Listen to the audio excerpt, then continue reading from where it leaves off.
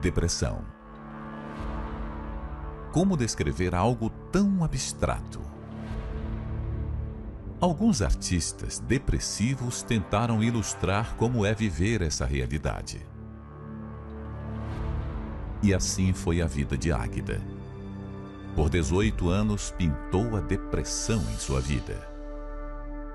A depressão justificava o fato de eu gostar de estar sozinha, de o tempo inteiro eu me esconder. O tempo passou e eu cada vez me tornei mais depressiva, se é que assim pode falar. Porque no princípio era uma tristeza, eu gostava de ficar sozinha. Eu acostumei a viver com a depressão, fazia parte de mim. Eu já não sabia quem era eu. Quem sou eu quando não estou depressiva? Não existia, a minha vida inteira eu fui depressiva. O meu pensamento o tempo inteiro era a morte. Toda depressão existe uma origem, uma raiz. E a de Águida foi um verdadeiro pesadelo. Tudo começou quando eu era criança e com 8 aninhos eu sofri uma violência sexual. Essa violência me judiou muito, principalmente psicologicamente, porque a pessoa era alguém muito próximo da família. E quando eu tentei argumentar para os adultos mais próximos, não acreditaram em mim. Eu me recordo que na época eu tinha 8 anos, na minha cabeça, assim, ele devia ter seus 27, 28 anos. E foi muito difícil porque a minha mãe me levou ao médico e o médico constatou que eu fui violentada. Nenhum depressivo quer morrer. Ele quer apenas matar aquela dor.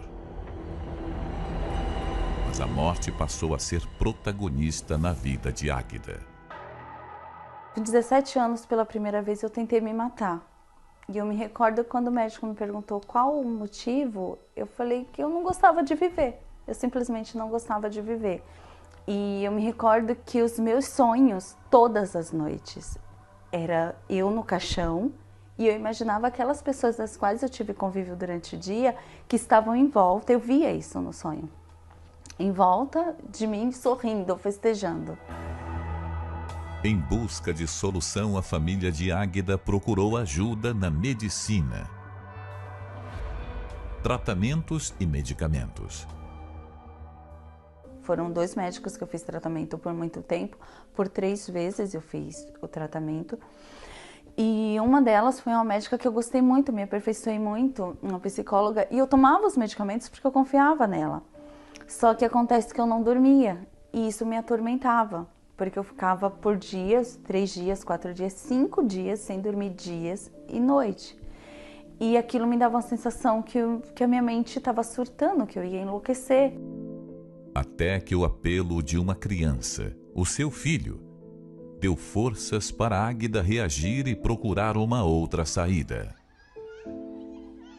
E o meu filho... Ai, essa parte sempre dói. E o meu filho entrou no quarto, nesse dia. Ele tinha exatamente 8 anos. E ele fez uma pergunta crucial para minha mãe. Ele falou para ela, será que o amor que ela tem por mim... E ele falava meio errado, ele falou, será que o amor que ela tem por mim não vai fazer ela sair desse quarto? E aquilo mexeu comigo. E eu falei para Deus, a morte não me quis, eu não mereço viver, faz alguma coisa por ele. Eu só quis que o Biel ficasse bem. E foi quando eu decidi realmente procurar a igreja e falar, tá bom, vai, estou desarmada, eu quero ajuda.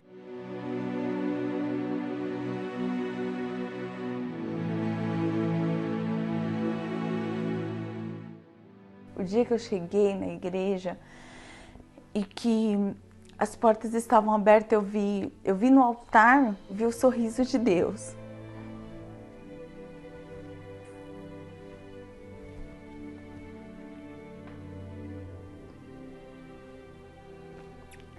Se sentir amada fez toda a diferença na minha vida. Águida ouviu uma palavra que mudou completamente os seus pensamentos. Vinde a mim, todos os que estão cansados e oprimidos, e eu vos aliviarei. E eu cheguei em casa e eu dormi. Então eu fiquei, nossa, é real, acontece mesmo. Foi muito bom isso. E a partir de então, de uma forma natural, eu fui obedecendo, claro. Eu tinha muita vontade de conhecer aquele Jesus que o pastor falou. Eu queria saber, é real mesmo? Mas como que é? E as minhas orações passaram a ser o seguinte: se existe, eu quero a paz que me foi roubada.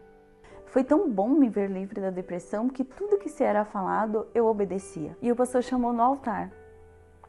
Você que deseja o selo do Espírito Santo, venha no altar. Eu fui uma das primeiras a encostar no altar.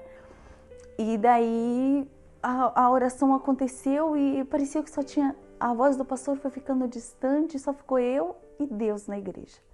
E o altar ficou tão pertinho, eu falava com Deus de uma maneira... Uma ligação tão grande, por mais que eu tente, eu não consigo explicar.